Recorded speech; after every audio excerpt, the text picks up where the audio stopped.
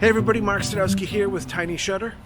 We are in Amesbury, Massachusetts, once again to test out Camera+2 and in particular the slow shutter functions. Now, we were here a few years back to test out the Camera+1 version and the slow shutter ability, and we had a great time doing it. It was a great app to use, great image quality, great image blur, and now with Camera+2 we have added functionality, or rather, we have ease of use functionality. Now, what I mean by that is the camera app has been essentially gutted and rebuilt so that it is still producing the great image quality that you're used to getting with Camera+, but it is now taking advantage more of the new iOS ecosystem, the framework, coding, the stuff that I don't really understand. But what that means is that they have streamlined the app so that it's not only easier to use, but quicker to use. So what took us minutes before to get started now takes just seconds. It's literally the push of a button. Let's go ahead and take a look. Now, before we begin, I just want to mention that I am using the iPhone XS. I'm also using a very basic tripod, and I'm using a Mi Photo tripod mount. Any tripod will do. Any mount that can hold your iPhone to the tripod will work just fine. So know that before going into doing this, and let's have some fun.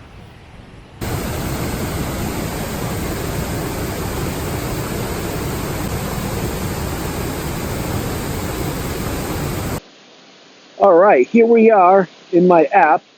I apologize for the sideways view, but we're recording on a wide screen. So let's open up Camera+2. And we have our display. Right now I have it set to the wide view. And now let's bring it back to telephoto.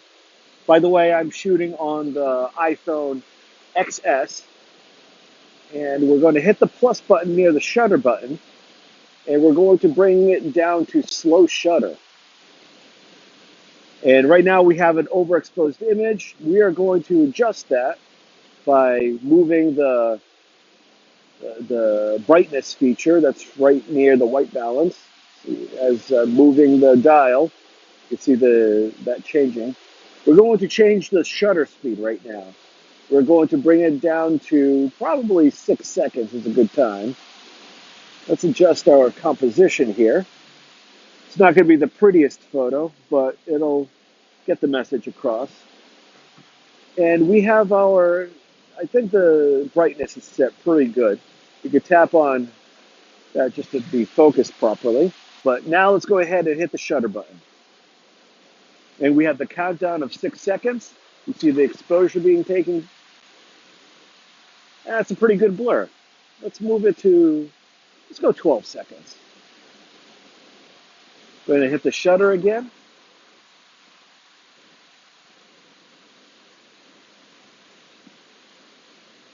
And that's coming out pretty nice. You can stop it at any time by hitting the shutter button. And that's great. Let's get out of the app, get into the Photos app. You see my ugly mug there after a few attempts there. And it's looking pretty decent. We're looking at the image is pretty sharp. We have great stillness in the things that aren't moving, and a pretty good blur in the things that are.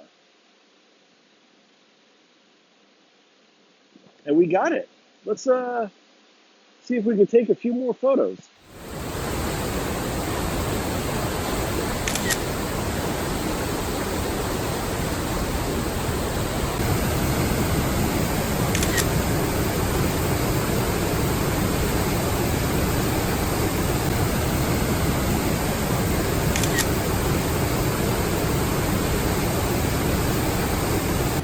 Okay, the upper falls, that's pretty easy. It's a very even flow. There's a good rhythm to it, and there's not a lot of confusion in the the things that are still and the things that are in motion. So let's go to the lower falls and test out the app there. That is a more of a challenge for me, let's say. So let's go take a look.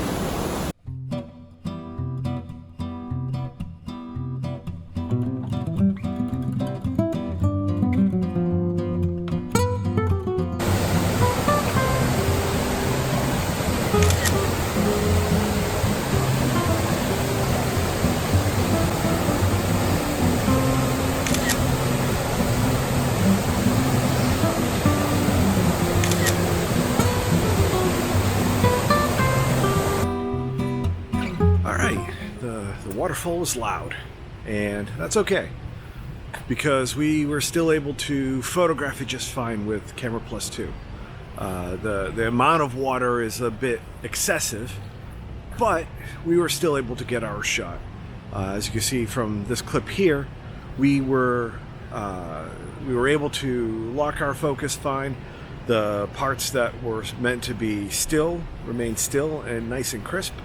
The waterfall gave a great flow effect, great blur, and we were able to compose just fine. And Camera+2 was very easy to use. And as far as using it for your long exposure photography with the iPhone, I say it's an absolute must-have. It's worth the purchase of Camera+2. I think it's a great addition to your iPhone camera apps. It's going to serve you well. Not only does it have the slow shutter function, but it has other features too, like macro photography and the camera raw. You name it, it's got it. And go get it. So that's all for now. I hope you enjoyed this video. Go ahead and hit like and subscribe, and stay tuned for more videos to come. If you want to hear more iPhone photography talk or smartphone photography talk, go ahead and check out our sister podcast. You can find it on iTunes, Stitcher, or any other place that you can find podcasts.